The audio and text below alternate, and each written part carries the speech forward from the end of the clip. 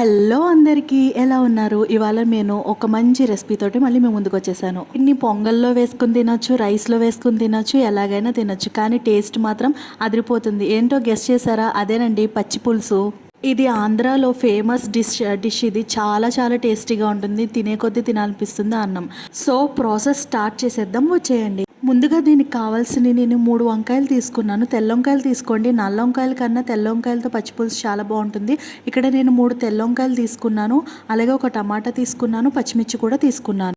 వంకాయల్ని ముందుగా బాగా వాటర్లో వాష్ చేసి తర్వాత వాటికి ఘాట్లు పెట్టుకోవాలి. ఘాట్లు పెట్టుకున్న తర్వాత దీనికి ఈ వంకాయలకి ఆయిల్ అనేది అప్లై చేసుకోవాలి.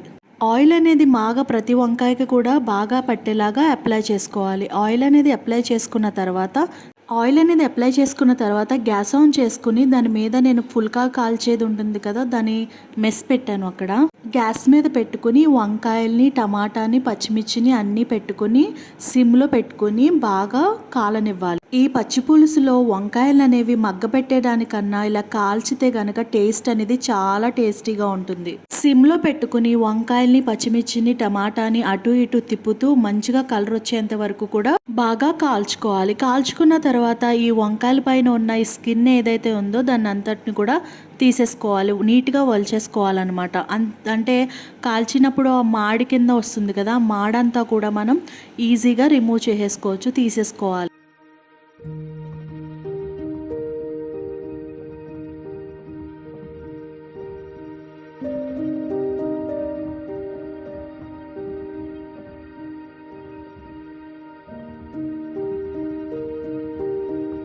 వంకాయలన్నిటిని ఆ పొట్టంతా తీసేసిన తర్వాత ఈ వంకాయలన్నిటిని కూడా ఒక రోట్లో వేసుకుని దంచుకోవాలన్నమాట. అంటే మెత్తగా స్మాష్ అవుతాయి అన్నమాట. అలా దంచుకోవాలి. వంకాయ, పచ్చిమిర్చి, టమాటా ఇవన్నీ కూడా వేసేసుకోవాలి, దంచుకోవాలి. దీంట్లో ఫ్లేవర్ ఎన్హాన్స్ అవ్వడానికి జీలకర్ర కొంచెం, అలాగే వెల్లుల్లిపాయను కూడా వేసుకుని బాగా దంచుకొని ఒక బౌల్లోకి తీసుకోవాలి. ముందుగా చింతపండు నానబెట్టి పెట్టుకున్నాం కదా, ఆ చింతపండుని జ్యూస్ తీసేసుకుని రసాన్ని ఇందులో వేసుకుని కలిపేసుకోవాలి. చింతపండు అనేది ఎంత వేసుకోవాలి అంటే కనుక మీ పులుపు తగ్గినట్టుగా పల్చగానే చేసుకోవాలి. దీన్ని కొంచెం పల్చగా ఉండేలా చేసుకోవాలి. చింతపండు జ్యూస్ కూడా దీంట్లో యాడ్ చేసేసి మొత్తం మీకు ఎంత వాటర్ కావాలో వేసుకుని మొత్తం అంతా కూడా మిక్స్ చేసుకోవాలి. మొత్తం అంతా కూడా కలిసేలాగా బాగా మిక్స్ చేసుకోవాలి. ఇందులో నేను ఎటువంటి సాల్ట్ వేయలేదు. ఇప్పుడు పులుపు అంతా చెక్ చేసుకున్న తర్వాత దీంట్లో సాల్ట్ వేసుకోవాలి. సాల్ట్కి వచ్చేటప్పటికి మీ టేస్ట్కి తగినంత వేసుకోవాలి.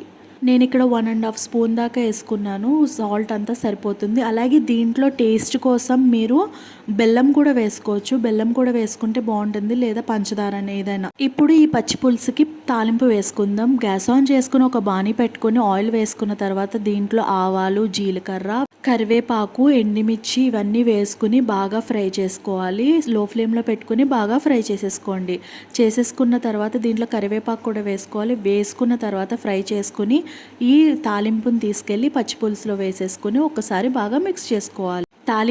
తాలింపు వేసేసి పచ్చి పులుసుని బాగా మిక్స్ చేసుకున్న తర్వాత టేస్ట్ మాత్రం అదిరిపోతుందన్నమాట. ఈ పచ్చి పులుసు రైస్లోనే కాదు, పొంగల్లో కూడా చాలా టేస్టీగా ఉంటుంది రైస్. ఈ పచ్చి పులుసు టేస్ట్ ఇంకా ఎన్హాన్స్ అవ్వాలంటే దీంట్లో ఆనియన్స్ కూడా వేసుకుంటే ముద్ద కలుపుకొని తింటుంటే ఆనియన్స్ పంట కింద పడి టేస్ట్ మాత్రం అదిరిపోతుంది అనమాట. సో ఆనియన్స్ కూడా ఎక్కువ వేసుకోవచ్చు. అంతేనండి ఈ వీడియో మీకు నచ్చినట్టయితే కనుక లైక్ చేయండి, షేర్ చేయండి, సబ్స్క్రైబ్ చేయండి. మరెన్నో వీడియోస్తో మీ ముందుకు వస్తాను. This is Salma signing off. Please subscribe చేసుకుని వీడియో చూడొచ్చు కదా. Please do follow for more videos.